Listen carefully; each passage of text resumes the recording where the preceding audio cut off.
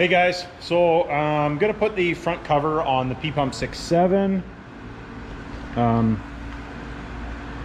For you guys that wanted to see it, here's the cover.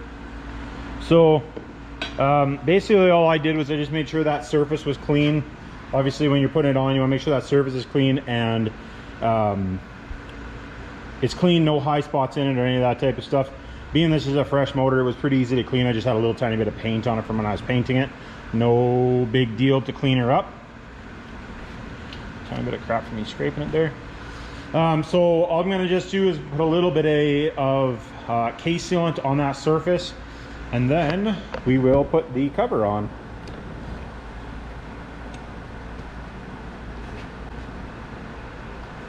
You guys looking, there is a link for this down below for the case sealant, and same with the scraper that I used. Guys asked me about these scrapers.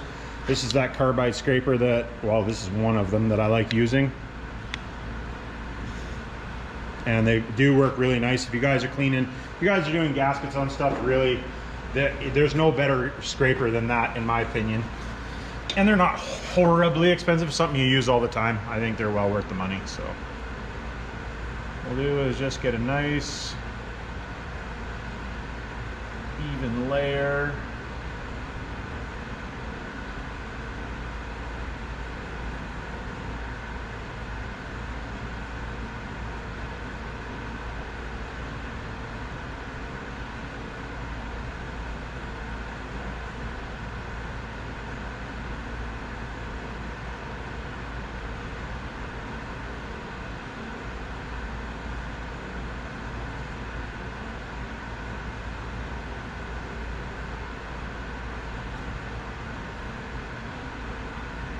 Make sure don't miss any spots here.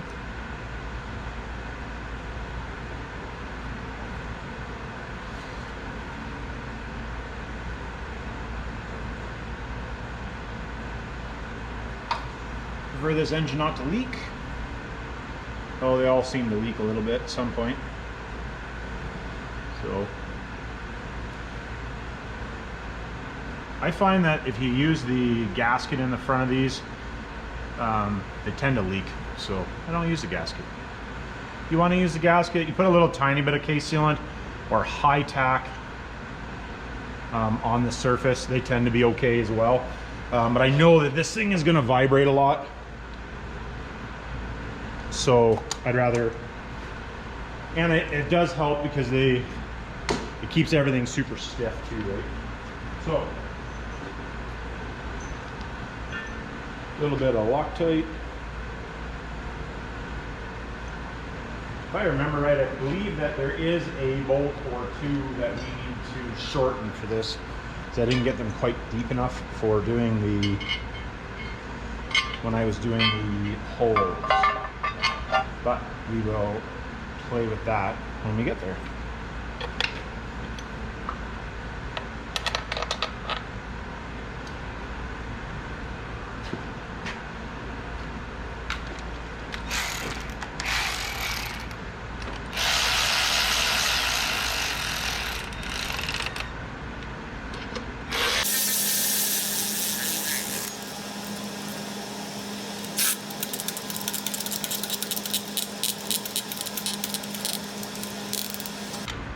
Anyways, I'm going to throw this in a time lapse, get the rest of those bolts in there, and then I'll come back here in a minute.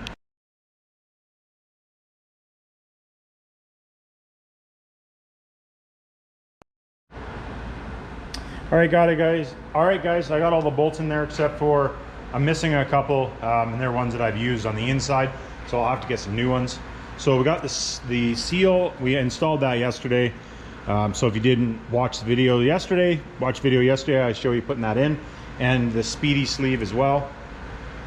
This is pretty easy to put on, the install tool. One thing I do like about these Keating valve covers, this is a Keating machine valve cover, is that if you need to change the front seal, you just pull the harmonic balancer off these 4 bolts and you can service it. Super convenient. So you just slide that on there. You do want to make sure that you have the O-ring set in there properly. The grooves are actually really nice in these, so they do set in nice. Pretty simple, dry, you don't want anything on it. All you gotta do is just turn that to the right location, pull your seal installer piece off. That.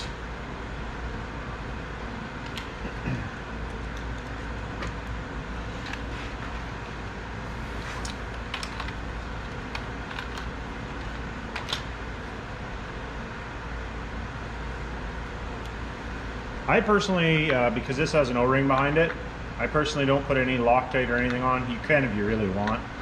But being there's an O-ring in there, as long as you tighten these, I've never had a problem with one coming loose.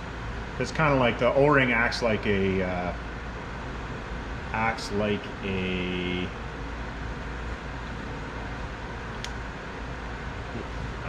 lock washer.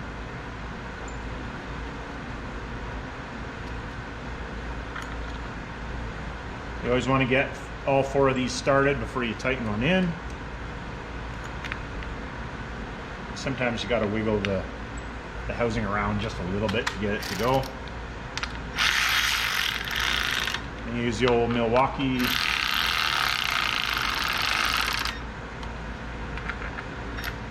these bolts don't need to be super tight. They're not big bolts, so just be careful because you can strip the threads, and if you tighten them too much, you can break this housing as well. So you want to be careful.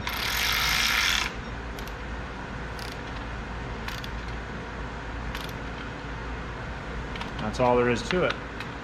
So what I'm going to now, oh actually I'll throw that little plug on there. It doesn't need to be in there yet, but we'll throw it in there anyway. Now, where is it? Oh, here it is. This I'm not going to put on yet because I need to tighten the injection pump, but I don't want to tighten the injection pump until I put the harmonic balancer on, but we will do right here shortly. Not that harmonic balancer is pretty simple. I just got to double check that I have the right bolt. I'm pretty sure that I bought 5.9 bolt. I buy and sell stuff all the time, so it's hard to keep track sometimes whether or not I still have stuff to do my own or not. I don't always, my stuff is not always the top priority, so sometimes we have and sometimes we don't.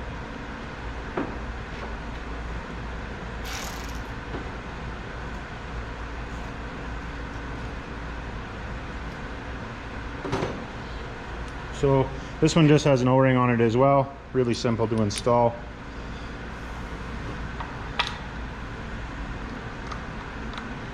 Like I said, I always just get them started.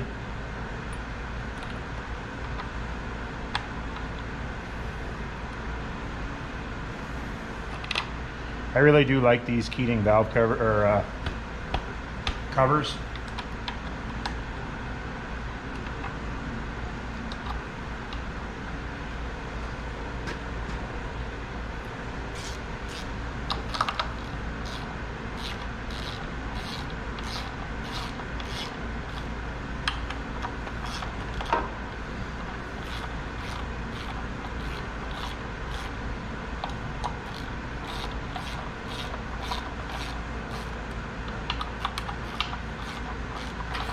Oh, almost dropped my light.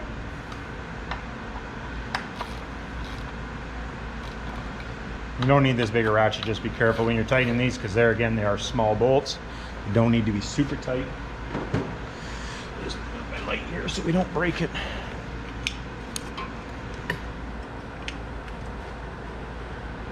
So that's all there is to putting that on. What I'm going to do is I'm just going to stop here. I'm going to clean this up just a little bit, just rag with a little bit of brake clean or something, and I'm going to grab the harmonic balancer and the bolts. So I'll be right back when I get that. All right guys, so I got the balancer. These are the bolts that I'm using, and I just realized I have the wrong size socket for putting them in, so I'm going to go grab the socket. I'll be right back. All right guys, so I got the balancer sitting on there now. These are the bolts that I'm going to use. Just an ARP kit, 459 or yeah 59 12 valve 24 valve.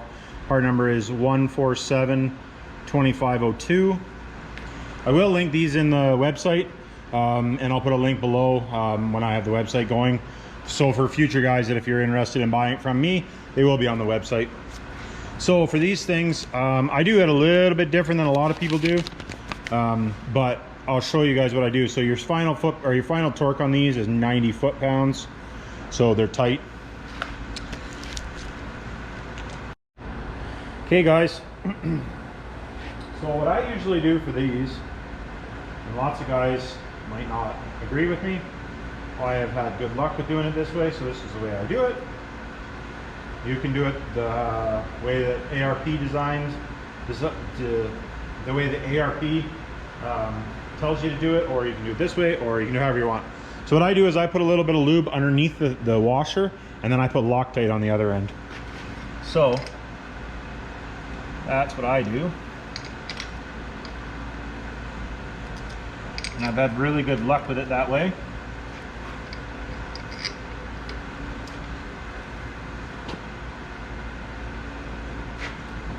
We are just going to snug these babies down.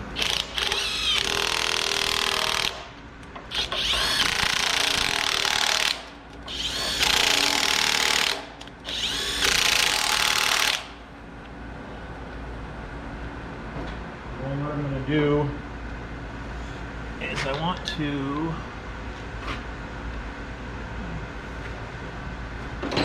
mark the back of the harmonic balancer, so that I always know where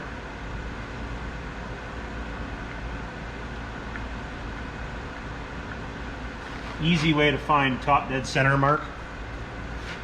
If you look at this balancer, it does have, which I'm going to make a pointer for it, but I haven't made a pointer yet. So it does have degrees built right into it, and then you can see just down in here I've taken a file and marked the harmonic balancer a little bit, and then put a mark on the cover.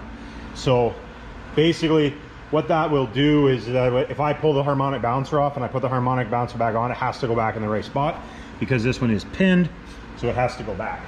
So what I'm going to do now is I'm going to torque this so the Loctite doesn't set. So anyways, we got the balancer on, we forgot our top dead center mark on there. I just got to get a few bolts to plug these holes up. No big deal as far as that goes. This thing is basically, this weekend, this thing will be ready to run. I'm not going to be running it yet because I got other stuff to do. I got to get the oil line hooked up and the oil line for the power steering pump. But really, for the most part, this thing's pretty much buttoned up as far as, you know, like a build is concerned. Obviously, first fire up, I'll show it and stuff. But I'm going to be working on the transmission and some other stuff, but this is basically to the point now where we don't need to monkey with it until we get to that point of firing it up. So anyways, like, subscribe, hit me down in the comments, and we'll catch us on the next one. Appreciate you watching.